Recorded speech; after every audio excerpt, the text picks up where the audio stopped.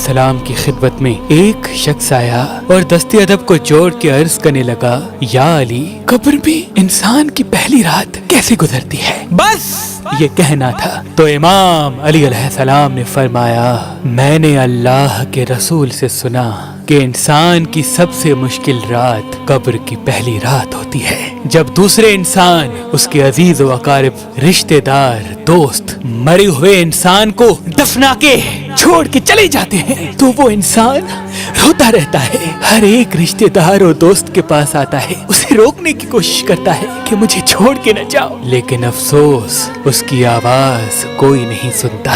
کبھی وہ ساتھ والی قبر میں دیکھتا ہے تو کسی لاش کا پیٹ پھٹا ہوتا ہے، تو کبھی کسی قبر کی طرف دیکھتا ہے تو کسی کی لاش پہ کیڑے لپٹے ہوتے ہیں، تو کسی قبر پہ اللہ کا عذاب ہوتا ہے، وہ زاروں قطار رونے لگتا ہے، اپنے آپ کو تنہا محسوس کرتا ہے۔ اللہ گواہ ہے، انسان زندگی میں اپنے آپ کو اتنا اکیلا کبھی محسوس نہیں کرتا جتنا وہ قبر کی پہلی رات اپنے آپ کو کرتا ہے۔ اس وقت اس کو ایسا لگتا ہے جیسے سورج ابھی ابھی ڈوبا ہے، اس کو اپنی قبر میں ہر طرف سرخ رنگ دکھائی دیتا ہے، اتنی دیر میں وہ دیکھے کہ اس کے دائیں طرف سے دھواں اٹھتا ہے اور دو فرشتے اپنے بالوں سے قبر کی مٹی اکھاڑ کے اس کے پاس آ پہنچتے ہیں، اور پھر پوچھا جاتا ہے، تمہارا رب کون ہے؟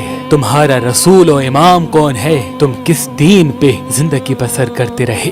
اگر مرا ہوا انسان سچے دل سے اپنی زندگی میں اللہ کو تسلیم کرتا تھا، اللہ کے دین پہ چلتا تھا، تو بے ساختہ وہ حق کہنے لگتا ہے، اور پھر فرشتے اس کے لیے اللہ کے حکم سے کہتے ہیں، انتظار کر، جلد تمہارے اعمال تمہارے پروردگار عالم کے پاس پیش کیے جائیں گے، اس دن جس دن کا تمہیں بتایا گیا تھا۔ لیکن اگر اس انسان کے اعمال بد ہوتے ہیں اور وہ اللہ اس کے دین پہ ایمان نہیں رکھتا تو اس وقت وہ گھبرانے لگتا ہے، اور فرشتے غضبناک ہو کے کہتے ہیں کہ افسوس ہے، تمہاری زندگی میں تمہیں بار بار بتایا گیا تھا کہ جس طرح سے تم سے پہلے انسان مر چکے ہیں تم پہ بھی یہ وقت آئے گا، لیکن افسوس تم نے ان باتوں کو مذاق سمجھا، اور یہ کہا جاتا ہے کہ تمہارے اعمال جلد تمہارے پروردگار عالم کی دربار میں پیش کیے جائیں گے۔ اس وقت اللہ انسان کے اعمال کو زبان بخشتا ہے، اور جو انسان کے اعمال ہوتے ہیں اس کو صورت بخشتا ہے۔ اگر انسان کے اعمال نیک ہوتے ہیں تو وہ نیک اعمال ایک خوبصورت شکل میں انسان کی رہنمائی کرتے ہیں، اگر انسان کے اعمال بد ہوتے ہیں تو ایک بدصورت شکل میں اسی انسان پہ لعنت بھیجتے ہیں۔ ابھی وہ فرشتے جاتے ہی ہیں تو دروازہ تبیر کھلتا ہے، تو وہ کہنے لگا، یا علی، دروازہ تبیر کیا ہے؟ امام علی علیہ السلام نے فرمایا، دروازہ تبیر عالم ملکوت اور عالم برزخ کے بیچ میں ہے، جیسے ہی دروازہ تبیر کھلتا ہے تو اس سے عذاب کے فرشتے آتے ہیں، مرے ہوئے انسان کے پیروں کی طرف، ہاتھوں کی طرف، آنکھوں کی طرف، جسم کی طرف۔ اگر انسان کے اعمال نیک ہوتے ہیں تو وہ نیک اعمال بولتے ہیں کہ اے فرشتوں، اس قدموں کو نہ چھونا، کیونکہ یہی قدم ہوتے تھے جو اللہ کے لیے چلتے تھے، اللہ کی مخلوق کی بھلائی کرنے کے لیے چلتے تھے، نماز کے لیے جاتے تھے، حج کے لیے جاتے تھے۔ فرشتے جب ہاتھوں کی طرف بڑھتے ہیں تو اعمال بولتے ہیں، اے فرشتوں، ہاتھوں کی طرف نہ بڑھنا، یہی ہاتھ ہوتے تھے جس سے وہ اللہ کی مخلوق کی مدد کرتا تھا، اللہ کے لیے زکوٰۃ اور صدقات دیا کرتا تھا۔ جب آنکھوں کی طرف بڑھتے ہیں تو اعمال کہتے ہیں، انہی آنکھوں سے اس نے اللہ کے قرآن کو دیکھا، اللہ کے نام کو دیکھا، اور اسی زبان سے اس نے اللہ کا ذکر کیا، اور اسی جسم کو وہ ہمیشہ گناہوں سے روکتا رہا۔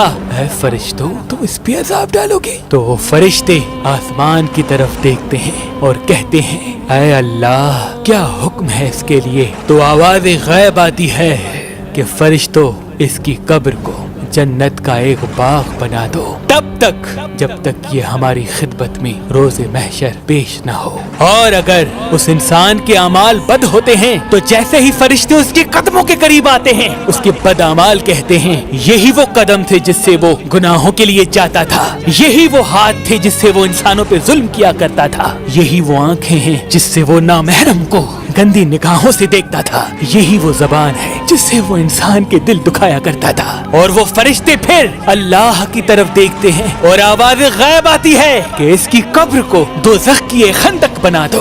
जिस तरह से इसने अपने जिस्म के साथ मेरी मखलूक पे जुल्म किया है, मेरी दी गई नेमतों का गलत इस्तेमाल किया है, वैसे ही उसकी तकलीफ का मजा चखे तब तक जब तक इस अजाब के साथ रोज़े महशर वो मेरे पास नहीं आता। अब जैसे ही दोज़ख की खिड़की उसकी तरफ खुलती है, उसकी कब्र में आग लग जाती है, उसकी कब्र सुखड़ने लगती है और आसपास की कब्रों से लोग उसे कहने लगते हैं, ऐ बदबख्त, तूने अपनी आंखों से देखा था कि तुझसे पहले हम मर चुके हैं। एक दिन तू भी मरने वाला था, तुझे तो फिर भी मौका मिला था। तूने क्यों अच्छे अमाल नहीं किए? तूने क्यों अल्लाह की मखलूक का एहसास नहीं किया? इतनी देर में वो कहने लगता है कि मुझे फिर से मौका दिया जाए ताकि मैं अल्लाह की इबादत कर सकूं। तो उसे आलम अरवाह का वो वक्त दिखाया जाता है जब वो पैदाइश से पहले आलम अरवाह में रहा करता था। उसने जो जो जमीन पे अपने लिए मांगा था वो सारे इनामात उसे दिए गए। गुर्बत से लेके अमीरी तक,